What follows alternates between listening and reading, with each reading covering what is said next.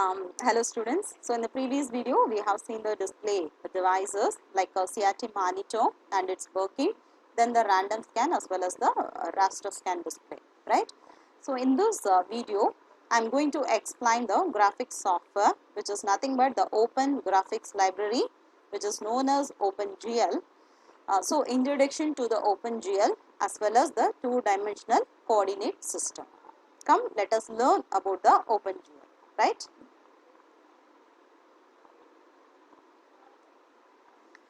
So what are the things we are going to learn from this particular video? So the introduction about the API, OpenGL API, and what are the different primitives as well as the attributes are available in the OpenGL API. Afterwards, the viewing, OpenGL viewing, and one example program. Okay, so here the example is Sierpinski gasket example, and finally how to plot the implicit functions. Okay.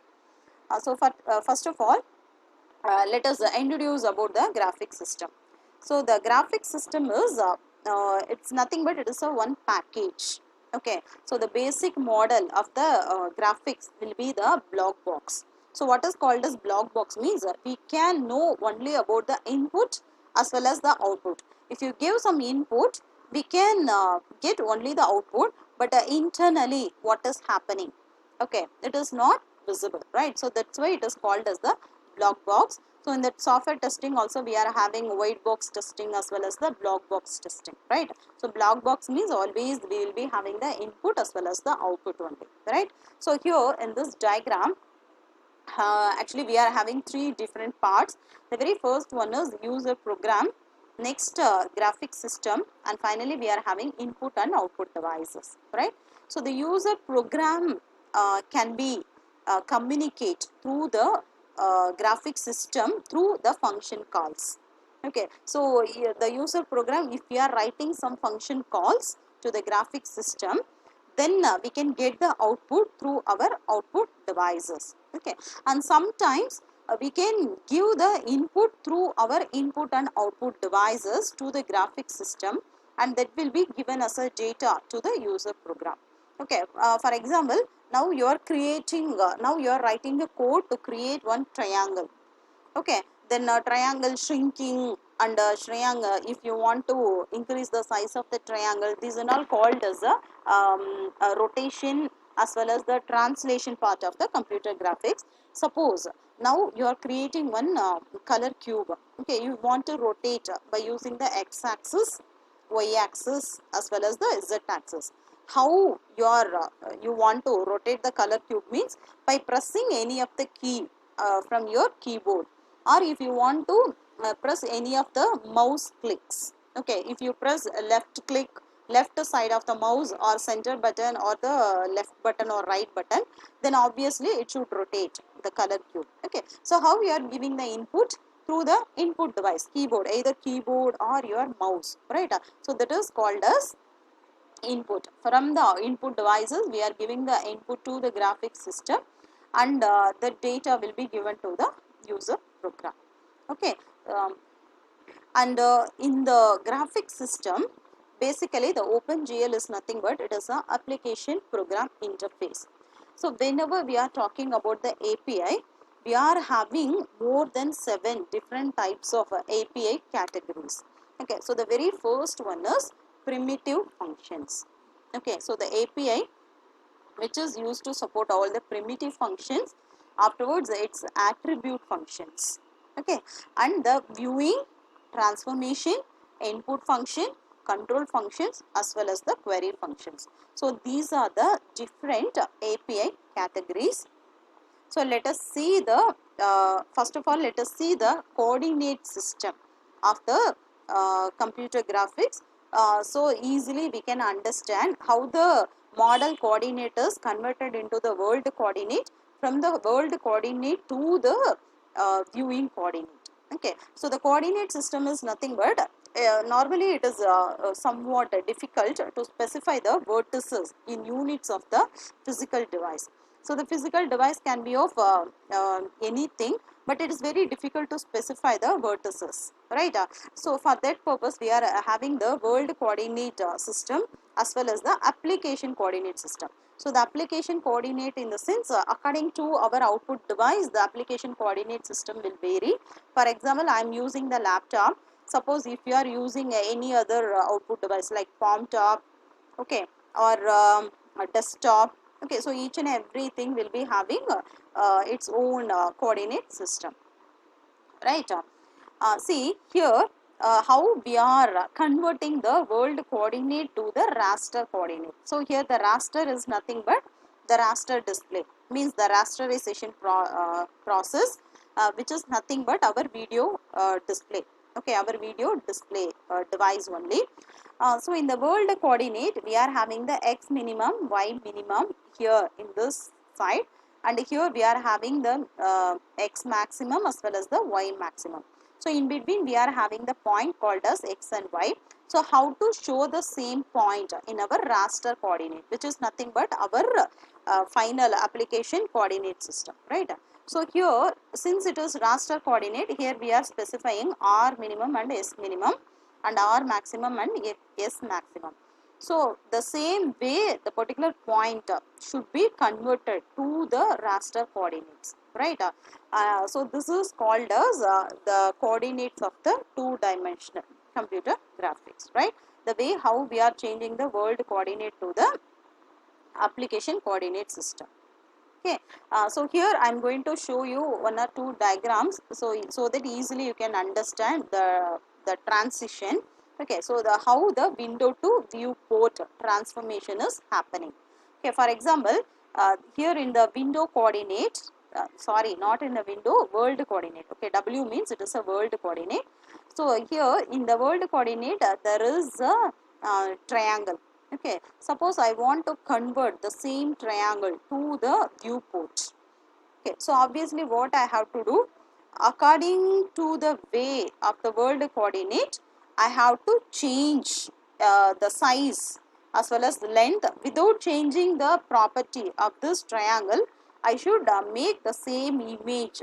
It should be transformed from here to the viewport, right? So this is called as window to viewport coordinate transformation. So how it is happening means, by using the next diagram we can easily understand.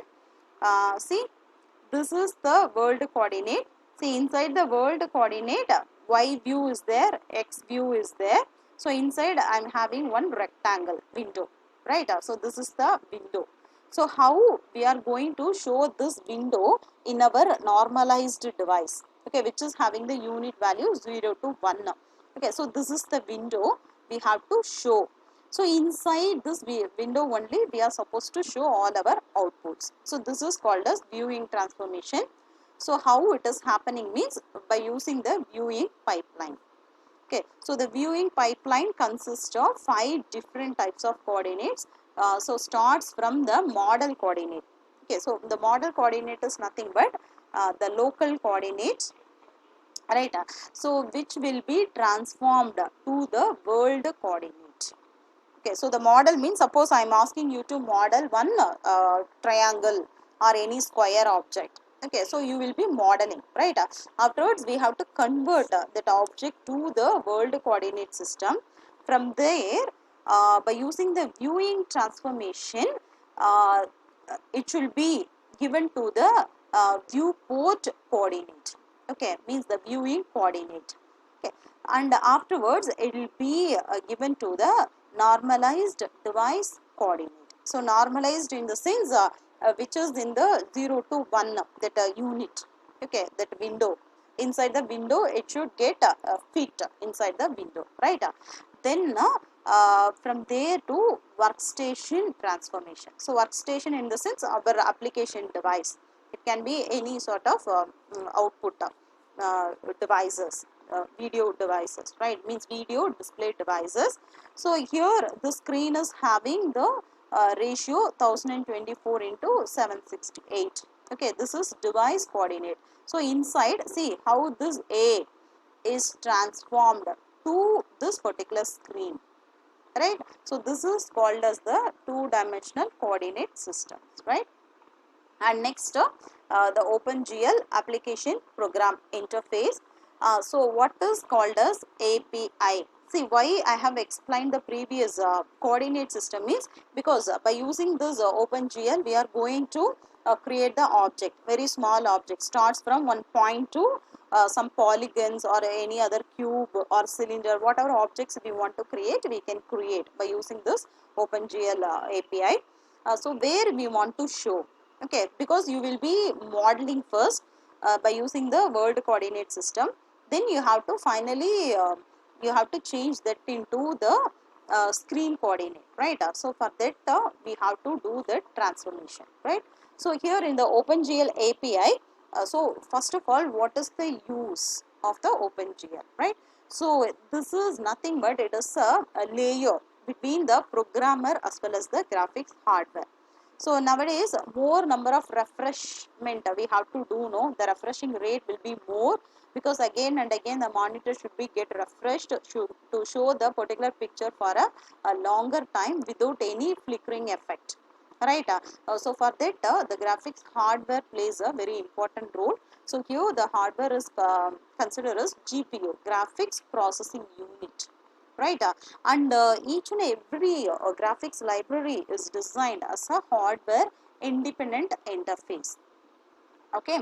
And here this interface is having more commands, more than 700 different commands, and we are having very rich software library, and we are having more number of procedures as well as the functions, right?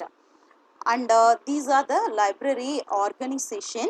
So here in the OpenGL API, we are having three main libraries. The very first one is called as GL library, and GLU library, and GLUT library.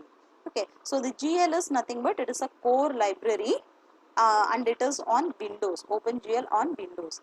And the next GLU is nothing but it is a utility library, okay, which is it uses only the GL functions to create the common objects, and it will be available in all the OpenGL implementations. And finally we are having the toolkit, utility toolkit of OpenGL. So it is mainly which is used to provide the minimum functionalities which is we are expecting for interacting with the system, our Windows system, with the OpenGL program, right? So this will be done through the GLUT library functions, right? So this is the OpenGL library organization. So here we are having the application program GLU. So this is the core library GLU and GLUT.